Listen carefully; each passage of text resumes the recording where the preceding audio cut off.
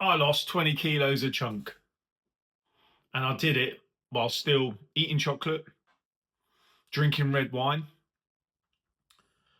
and not living off a chicken and broccoli diet. We're not built to live that way. And in my 30 years of being in this industry, I didn't want to be another one of those people that yo-yo the weight loss, but then when the weight regain. And so far, it's been 7.5 months and we're still going strong. Here's the thing. There's like two camps, the two polarizing camps in the world of health and fitness. There's the people that say, if it fits your macros, you can eat it. Doesn't matter what the food is, as long as if your target, let's say, is 1800 calories, as long as you don't consume more than that or less than that, if your goal is weight loss, the magic will happen. Cool. They're technically not wrong. However, way too simplistic. And this is where the clean eating brigade are just as guilty. They say calories don't matter, but you can't have sugar. You can't have alcohol. No ultra processed food, no processed food at all. It can only be whole foods made from scratch. The best that there is. And as long as you do that, calories don't matter. So which one's right? Which one's wrong? Technically, they've both got their positives, but they've also both have their failings. They both way over make it too simplistic.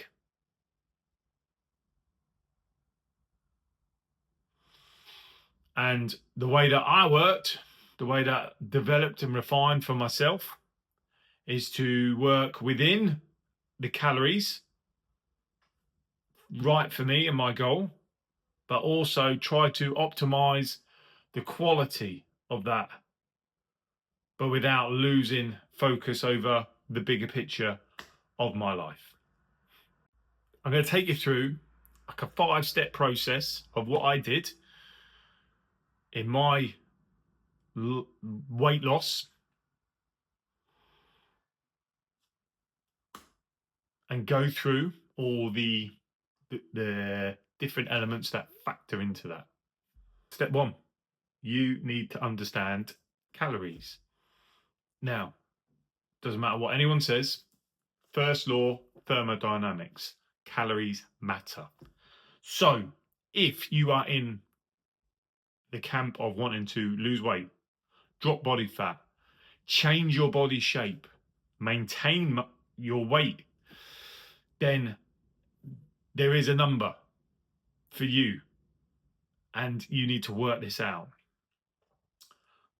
There's loads of free calorie calculators out there. Find one, choose a number, see how it goes. You need to be, I was in a deficit, went into the deficit, and then off we went. Step 2 was I tracked. Now this was a big one for me. It's probably my biggest lesson. And I'll tell you why, because first week, I genuinely believed the quality of my food had improved a lot more vegetables in my diet, took out a lot of the sweets and other snacks that I would smash, just trying to justify I could. But when I got on the scales, I'd actually got heavier. And it was because my calories were too high. So I learned that lesson, ate a big dose, ironically, of humble pie, and I got on MyFitnessPal. And I knew my numbers, so I ignored all the waffle that they try and push on you. I just tracked my food.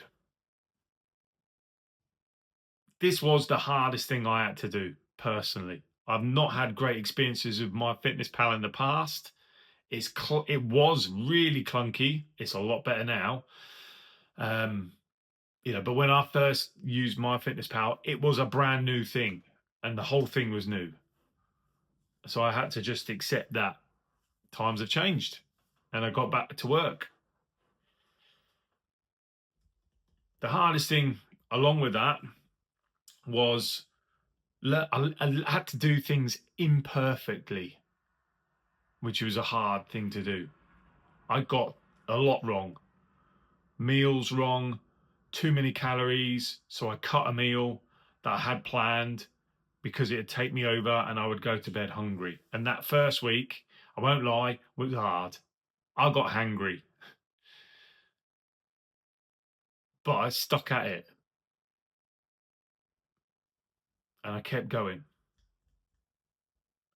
And every week after that, it just got easier and easier and easier. I kept things simple. I kept things the same. I didn't make it more difficult than it needed to be. One breakfast at work, one breakfast at home. Lunches at work were the same. Teas were the same each week, each day. I built that routine, and it helped me to do my shopping, helped me to do my food prep better, more consistent. And I embraced the challenge of it.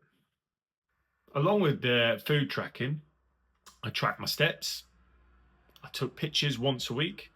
I measured myself once a week, same day of the week, same time of the day. And I also recorded 3 training sessions a week, three sessions of weights, and then a little bit of interval work each week. And that was it. Didn't track anything else. And some of that I find very easy, having trained all my life. Finding the steps was sometimes a bit of a challenge. And I won't lie, in the middle of winter when it's pissing it down and I had to stick my coat on and go out for a walk. But just as I got home from work, wasn't always the most fun. But I know the power of habits. I know the power of getting it done, the routine, the delayed gratification. So I got on and did it. So I knew what I was tracking and I would build my plan. I planned my food every week. Didn't take me long.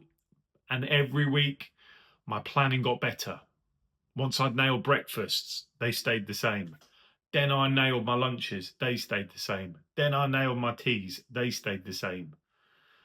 And it was only now and again I was prepared to try something different. Because whilst I'm all up for embracing the boredom of it, just having that little bit of variation now and again, either at the weekend, having that glass of wine, having that bar of chocolate, was just enough of a little break mentally at the time, or balance, to keep going in the week. So I knew what I was doing. I had my plan and I was executing it. And that plan involved food, training, daily activity. So step 3, review. Every week, reviewed my performance. Now, part of that review was doing my measures, taking my pictures, putting a tape measure on me, getting on the InBody scanner.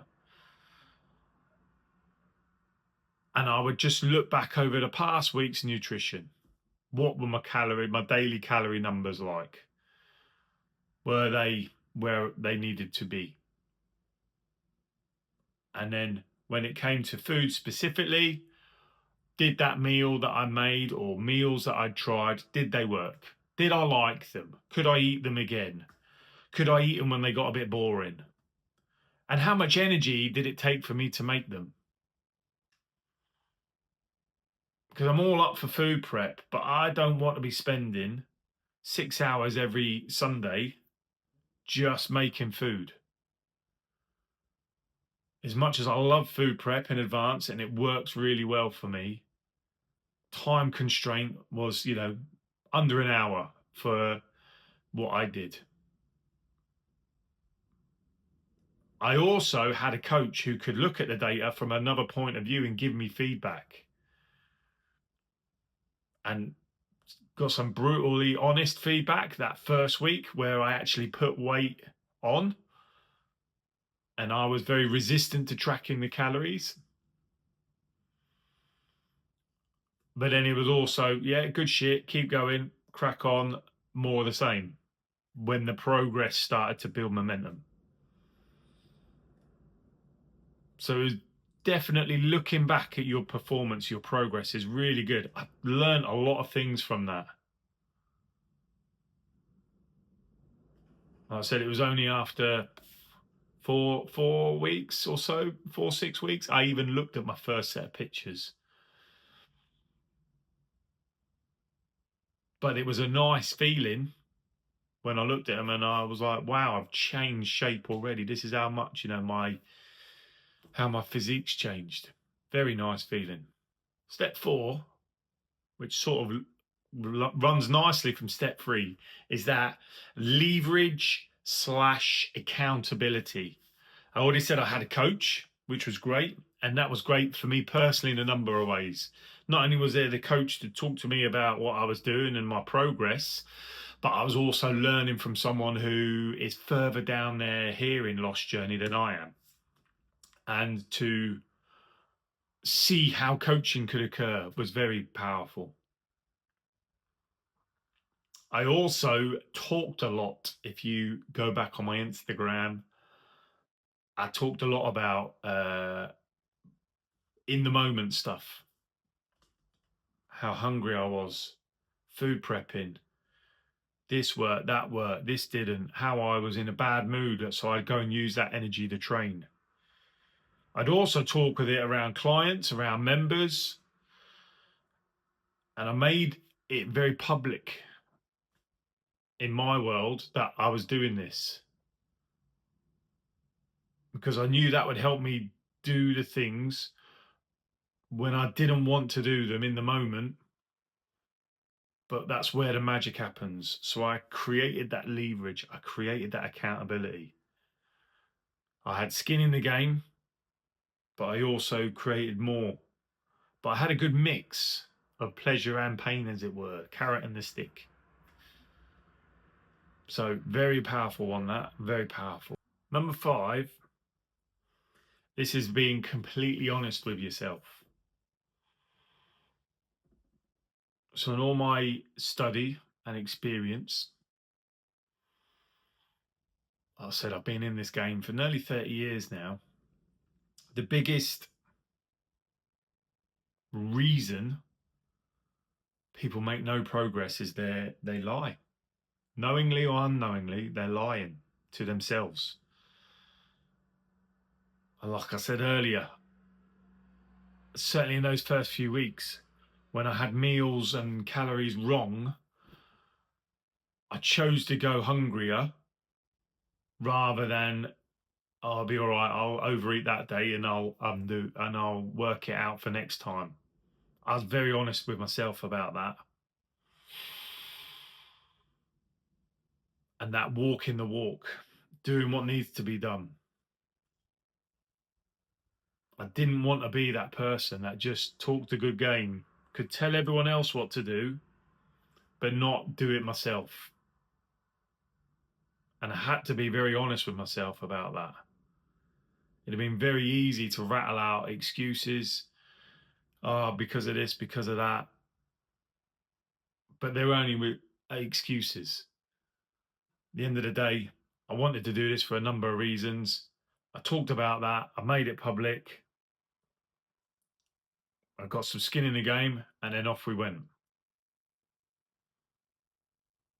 So be really honest with yourself, because at the end of the day, that's all that matters.